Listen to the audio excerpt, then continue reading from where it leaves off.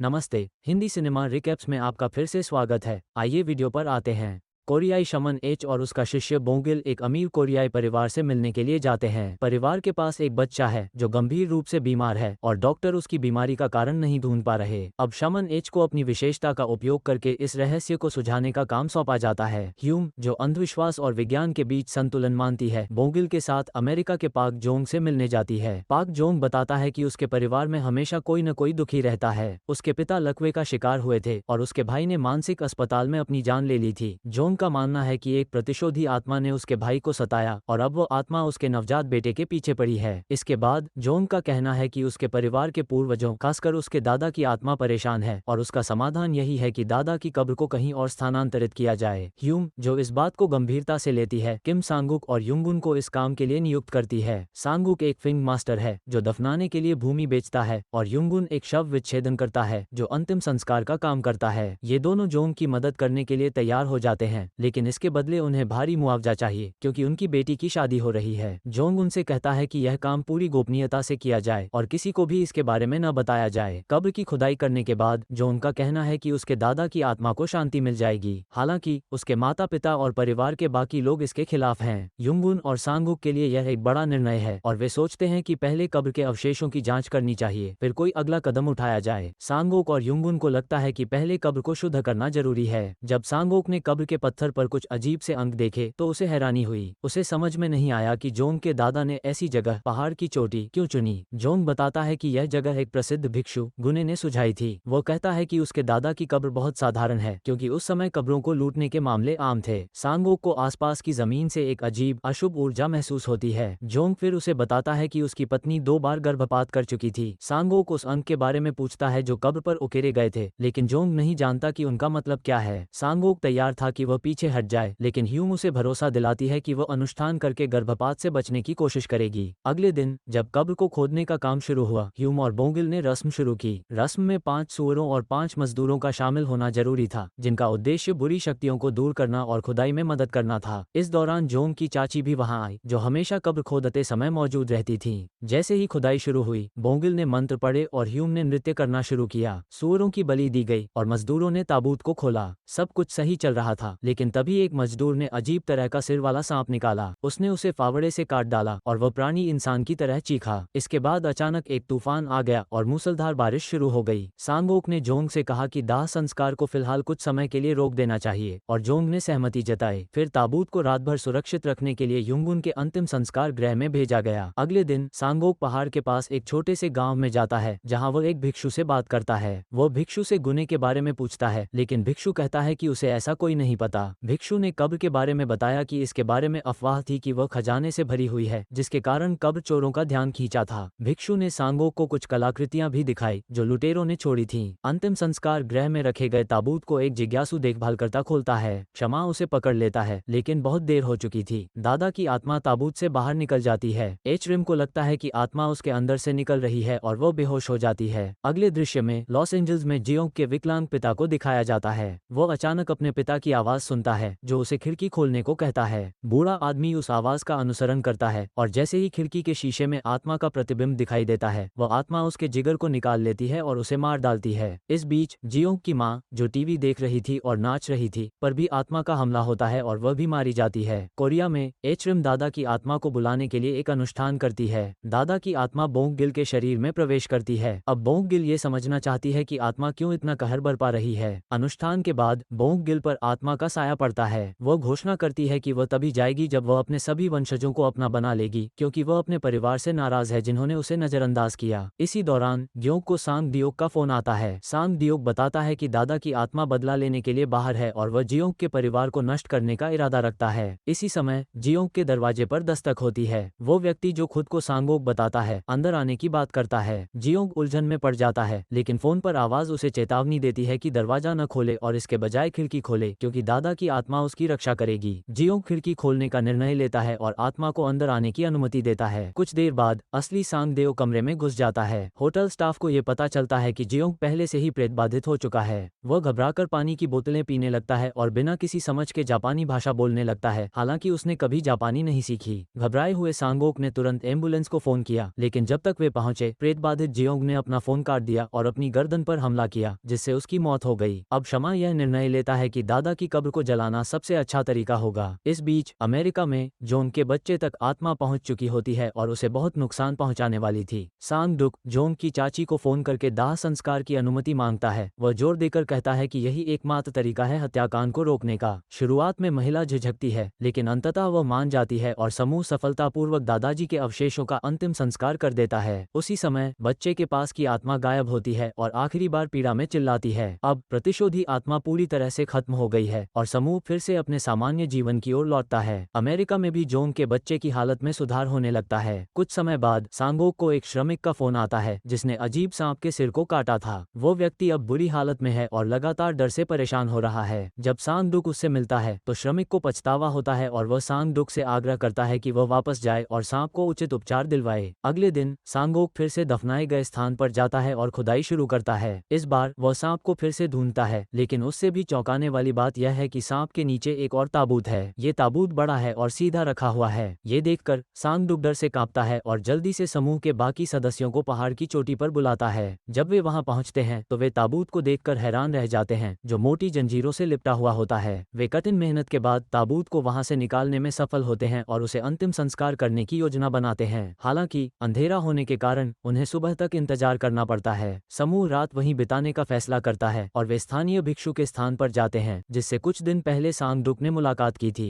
कुछ समय बाद वे जोंग की चाची से मिलते हैं और दूसरे ताबूत के बारे में पूछते हैं। महिला कहती है कि उसे इसके बारे में कोई जानकारी नहीं है और वह उनसे कहती है कि वे अब जो चाहे कर सकते हैं। फिर वे यह निष्कर्ष निकालते हैं कि दादा एक गद्दार था जिसने जापानी कोरियाई युद्ध के दौरान अपने देश को धोखा दिया था और उसे जापानियों द्वारा पुरस्कृत किया गया, जिससे वो बहुत अमीर हो गया। सांगोक का अनुमान है कि यही वजह थी कि दादा को दंडित किया गया और उसे इस डरावने स्थान पर दफनाया गया। हालांकि चाची ने खुलासा किया कि भिक्षु गिसुन जापानी था और वह नहीं समझ पाई कि उसके पिता को उनके प्रति वफादार होने के बावजूद ऐसा शापित स्थान क्यों सौंपा गया। उस रात जब सब सो रहे होते हैं, बोंगिल अजीब आवाजों से जागता है और बोंगिल ने देखा कि वहां दर्जनों सुअर के जिगर दफनाए गए थे। जैसे ही वो थोड़ी दूरी पर गया, उसे देखा कि एक बड़ा भूत भिक्षु के शरीर को खा रहा था। बोंगिल घबराते हुए जल्दी से ह्यूम को बुलाता है और दोनों ताबूत की जांच करने के लिए दौड़ते हैं, लेकिन ताबूत खाली पाया जाता है। तभी अचानक एक बड़ा समुराई भूत उनके पास आता है और उनकी पहचान जानने की कोशिश करता है। वह जापानी में बात करता है और अपने अधीनस्थ होने का दिखावा करने को कहता है। बोंगिल पहले तो उसे विश्वास दिलाने में सफल होता है, लेकिन समुराई जल्दी से उसकी चाल समझ जाता है और उस पर हमला कर देता है। अन्य लोग समय रहते वहां पहुंच जाते हैं और बोंगिल बहादुरी से समुराई पर हमला करता है, लेकिन उसका कोई फायदा नहीं होता। समुराई उसका मुकाबला करके उसे गंभीर रूप से घायल कर देता है। तभी बोंगिल को मुर्गे की बांग सुनाई देती है, जो मोर के आने का संकेत देती है। इससे समुराई अचानक आग के गोले में बदल जाता है और वहां से चला जाता है। बोंगिल को गंभीर हालत में अस्पताल भेजा जाता है। डॉक्टर ये पूछते हैं कि क्या उसे किसी जंगली जानवर ने घायल किया है। इस सवाल से सांग डियो को अचानक पुराने यादें आ जाती हैं, जिसमें लोमड़ी और बाघ का उल्लेख था, जो जापानी लोगों के द्वारा कोरिया में किए गए हमले की याद दिलाता है। ये हमला एक विशेष योजना के तहत किया गया था, जिसमें जापानी ने कोरियाई प्रायद्वीप के कुछ हिस्सों में लोहे की छड़ें स्थापित की थीं ताकि भूमि की ऊर्जा को अवरुद्ध किया जा सके और कोरियाई लोग कमजोर हो जाएं। बाद में सांगोक अकेले भिक्षु के स्थान पर जाता है और वहां कुछ उपकरणों को खोजता है जो कब्र लुटेरों के नाम पर थे। उसे लगता है कि दादा की कब्र पर अंक एक विशेष स्थान के निर्देशांक थे, जिनसे वह निष्क्रिय समुराई को ढूंढ सकता है। सांगोक खुदाई शुरू करता है और जल्द ही उसे पता चलता है कि कब्र के लुटेरे असल में कोरियाई देशभक्त थे, जो जापानी सैन्य विजय के अवशेषों को बाहर निकालने की कोशिश कर रहे थे। इसका मतलब ये था कि कोरिया में लोहे की छड़ें लगाई गई थीं। इस बीच ह्यूम बोंगिल के अस्पताल में प्रेतवाधित होने की वजह से घोल की उत्पत्ति को खोजने की कोशिश करती है। सांग देओक, योंगगन और एचरिम ने मिलकर एक योजना बनाई। उन्होंने ये समझा कि एक जनरल की आत्मा लोहे के खंभे की रखवाली कर रही है, इसलिए उन्होंने खंभे को बाहर निकालने का फैसला किया। वे जानते थे कि बोंगिल पर उस जगह हमला नहीं हुआ था जहां बौद्ध धर्मग्रंथ अंकित थे। इससे वे समझ गए कि अगर वे भी इसी तरह के शिलालेखों से खुद को ढक लें तो पिशाच उन पर हमला नहीं करेगा। अगले दिन वे पहाड़ पर गए और अपनी योजना को अमल में लाने की कोशिश की।